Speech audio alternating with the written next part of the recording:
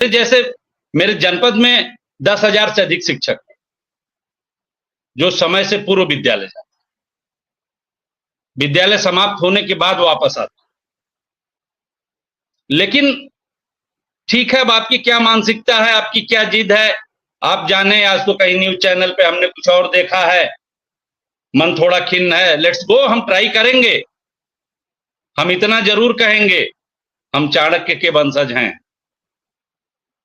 हम उनकी परंपरा के लोग हैं, हमें गर्व है कि हम शिक्षक हैं। हमारी मॉनिटरिंग करके, हमारा अपमान करके, हमें प्रताड़ित करके आपको कुछ नहीं मिलने वाला है।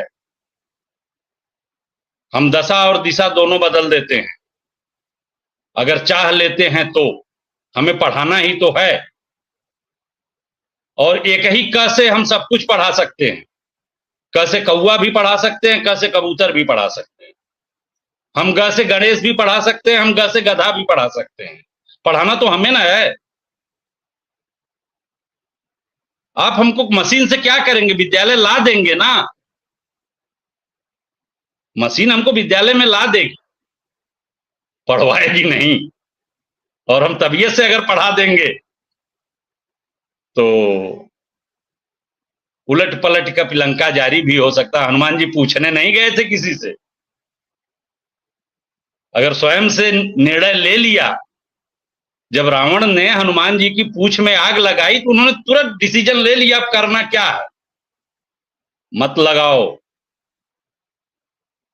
ये आग बहुत खतरनाक है, ये सोने की लंका को खाक कर सकता। मैं तो बड़े खुले मन से कह रहा हूं। आज हम गए थे डीएम साहब की ऑफिस में, एसएसपी साहब की ऑफिस में, एसडीएम साहब की ऑफिस में, डीएसए साहब की ऑफिस में, सबको अनुमति के लिए हम लोगों ने पत्र दिया। 15 तारीख को हम लोग प्रदर्शन करेंगे, जिले पर प्रदर्शन करके ज्ञापन देंगे डीएम साहब के माध्यम से। हमारे नए नवेले बीएसए साहब थे जो ऑफिस में मिले, बाकी सबके सबऑर्डिनेट थे, किसी के पीएसओ थे। ये आज की घटना है। ठीक है भाई, आप अपने लिए फ्री हो, आप बड़े अधिकारी हो, डज नॉट मैटर, लेकिन आपको बनाते हम ही हैं। इसलिए हम तो इतना कहेंगे कि सरकार को इस मुद्दे पर वापस जाना चाहिए, और यदि वापस नहीं जाती है, सरकार रिजिड है, सरकार तय है, तो हमारी मांगों को पूरा कर। हमें ना तो वो यात्रा भत्ता देते हैं, ना ट्रांसफर भत्ता देते हैं, कुछ नहीं देते हैं। आप एक हफ्ते का डिसीजन लीजिए कि एक हफ्ते के लिए हम वेबसाइट खोल रहे हैं, जिस अध्यापक को जहां जाना है वो जगह चूज कर लें, पहला काम। और यदि नियमावली के अनुसार वह जगह बनती है तो आप कंप्यूटर को, अपने मशीन को मैसेज दे दो कि वो उसको वहां एडजस्ट कर दे, नंबर 1। नंबर 2, हमको हाफ सीएल दे दो आप, आधे दिन की छुट्टी, पूरे साल में 30। अगर पूरे दिन लेंगे तो वो 15 दिन हुआ, हमारा 14 दिन का सीएल है, तो हमें आप अधिकार दे दो। आप हमको ईएल दे दो। आप गर्मी की छुट्टी में हमको कोई छुट्टी नहीं देते हो, ठंडी की छुट्टी में कोई छुट्टी नहीं देते हो। कोरोना का काल था तो कोई शीतावकाश नहीं था, कोई ग्रीष्मावकाश नहीं था। चुनाव का काल ये था, आपको पता है, 25 मई तक हम लोग चुनाव कराए हैं, और 3 जून को जनगणना हुई है, मतगणना हुई है, और हमारा ख्याल है 1-2 जगह बाईपोल हो गया था, तो 27-28 मई को चुनाव, और 16 जून से फिर स्कूल खुल गए। तो हमको कौन सा 25 दिन की छुट्टी आप जोड़ रहे हो 20 मई से 15 जून? हमको तो कोई छुट्टी नहीं 25 दिन की मिली, हमको तो हफ्ते भर की भी नहीं मिली। शीतावकाश आपका होता है, वो आपकी मर्जी पर है। जब ठंड पड़ेगी तो आप बढ़ाओगे। 1 जनवरी से 15 जनवरी तक आपने अवकाश रखी है, तो वो तो हमेशा उस समय ऐसा मौसम होता है कि बंद रहता है। तो आप मेरा ही, माने वो कहावत है कि गला काट के आप सर में मेरे तेल लगा रहे हो, बाल बढ़ा रहे हैं, तुम्हारे सुंदरता बढ़ा रहे हैं। वो सब तो हमारी ही छुट्टियां थी, तो इसको हम छुट्टी नहीं मानते। हमको विद्यालय आना है काम। राय साहब, आज जी। सरकार ने एक और सिस्टम जारी कर दिया, लोगों का वेतन काटना शुरू कर दिया। बाराबंकी जिले से ये प्रोग्राम शुरू हो चुका है। वीएस नमस्कार साथियों, स्वागत है आप सभी का आज की इस नई वीडियो में। ये वीडियो आप सभी शिक्षा मित्र साथियों के लिए बेहद ही महत्वपूर्ण होने वाली है। वर्तमान की कुछ खबरें हैं जो कि इस वीडियो के माध्यम से आप सभी के बीच में प्रेषित करेंगे। ये खबरें आप सभी के अस्थायीकरण के पॉइंट ऑफ व्यू से काफ़ी ज़्यादा महत्वपूर्ण है, तो सभी साथियों से एक अनुरोध है, वीडियो को आप पूरा देखें।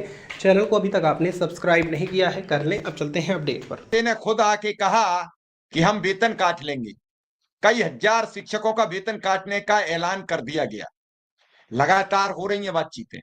आज मैं सुन रहा था कोई बीएसए का एक ऑडियो वायरल हो रहा है जिसमें वो धमका रहे हैं अपने बीआरसी और उन सबको कि हमें प्रत्येक स्कूल से प्रत्येक ब्लॉक से 50-50 शिक्षकों की हाजिरी चाहिए। आखिर समन्वय स्थापित करके शिक्षकों को इसके लाभ और नुकसान समझा के शिक्षकों के बीच जाने में क्या खतरा है? क्या भय से, क्या अगर शिक्षा निदेशक अधिकारियों को डराएंगी, डीएम अधिकारियों को डराएंगे तो क्या योजना लागू होगी? मुझे तो लग रहा है कि अब ये जिद की योजना जिद पर तन गई है। ये अब जिद की भेंट चढ़ेगी। सरकार और शिक्षक आमने सामने आ गए हैं। वो शिक्षक जो कक्षा 1 में का से कबूतर पढ़ाता है, ख से खरगोश पढ़ाता है, जा से जलेबी पढ़ाता है, हा से हल पढ़ाता है, वो शिक्षक पढ़ाएगा क्या जब वो संकट में फंसा हुआ है? क्या इतने दिन जो शिक्षा का नुकसान होगा, इसकी जिम्मेदारी कौन लेगा? क्या लग रहा है आपको शिक्षण कार्य चलेगा? क्या लग रहा है आज शिक्षण कार्य चल रहा होगा स्कूलों में? जिस नहीं चल रहा है। में जिलाधिकारी ने जल्दबाजी में एक शिक्षक को निलंबित करके पूरा मीडिया को ये सवाल देने का और एक आंसर देने का प्रयास किया है कि प्राथमिक विद्यालय का शिक्षक कामचोर है। प्राथमिक विद्यालय का शिक्षक काम नहीं करना चाहता है, पढ़ाना नहीं चाहता है। इधर तो सरकार काम इतने सौंप रही है और उधर जनता में ये मैसेज दे रही है। मैं नहीं समझ पा रहा हूं कि ये डबल गेम क्या है। दोनों तरफ से शिक्षक के मान सम्मान का हनन है। क्या शिक्षक की औकात एक मजदूर के बराबर भी नहीं है? ये काम तो प्राइवेट कंपनीज करती हैं कि उसका मजदूर समय से आए, जितनी मजदूरी लेता है उतनी मजदूरी कंफर्म करे, मतलब जो हम पैसा उसे पे कर रहे हैं उतने का उस काम कंफर्म करे। अब ये मजदूरों वाली हैसियत बना के क्या शिक्षक समाज का निर्माण कर पाएगा? क्या शिक्षक वो शिक्षा दे पाएगा? क्या शिक्षक मन से वो सब करने को तैयार होगा? राय साहब। सर, मैं आपको बताना चाह रहा हूं, पहले तो बाराबंकी के बीएसए ने 4:30 बजे के आसपास अपना ऑर्डर वापस ले लिया। वेतन कटौती का जो ऑर्डर था उसको उन्होंने वापस ले लिया सर। हमारे संघर्ष में इतनी शक्ति है जी। और जो डीएम साहब ने किया है, अब आईएएस हैं, एक बार हम लोग बोल दिए थे, हम और शाही जी, एक डीएम साहब के खिलाफ गोरखपुर, उन्होंने हमारे एक प्राचार्य को अपमानित किया था तो हम लोग निलंबित कर दिए गए थे, इसलिए हम डीएम साहब के खिलाफ नहीं बोलेंगे, वो शासन के अंग है। लेकिन जो बाकी बातें आपने की हैं कि ये जिद है, सरकार उस पे आके रुकी है और क्या करवा लेगी, तो सर हम आपको बताना चाहेंगे, हमारे जो पुरोधा थे, हमारे जो परंपरा जिनके लोग हम हैं, उन्होंने 1987 में पूरे विधानसभा को घेर लिया था और घोड़े वाली पुलिस दौड़ाई गई थी। पंडित नारायण दत्त तिवारी जी मुख्यमंत्री हुआ करते थे, हम लोग सुनते हैं, हमारे पूर्वज बताते हैं। और उसके बाद आज तक शायद कांग्रेस की सरकार ने 2004 में हमारे पूर्वज पंचम वेतनमान के लिए लड़े थे। 156 या 165 लोगों को बर्खास्त किया गया था और सरकार बैकफुट पर आई। जो पंचम वेतनमान उसको 1996 में दे देना चाहिए था, वो 2004 में दी। तो हमें कहने में कोई गुरेज नहीं है, इस्तीफा का क्रम चल रहा है।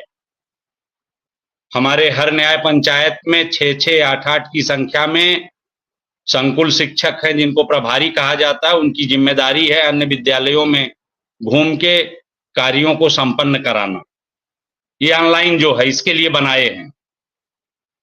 और हमारे जनपदों में एक एक ब्लॉक में 5-5 ARP हैं, तो 22 पंजे आप मान के चलिए, 110 115 एक नगर क्षेत्र है, 115 ARP हैं, 3 SRG हैं। इनके ऊपर बहुत दबाव पड़ रहा है कि आप विद्यालय जाओ और विद्यालय का ऑनलाइन उपस्थिति कराओ। तमाम जगह ये लोग इस्तीफा दे रहे हैं और 1-2 दिन में सभी लोग इस्तीफा दे देंगे। इनके जो DCs हैं, DCs भी इस्तीफा देने को तैयार हैं कि हम ये काम नहीं। राय साहब थोड़ा सा विस्तृत बात जानना चाहता हूं, क्या ARP और ये सब इस्तीफा देने जा रहे हैं? जी जी, सब तैयार है, हमारे यहाँ सोशल मीडिया में चल रहा है। आप पर्सनल कहेंगे हम आपको भेज देंगे।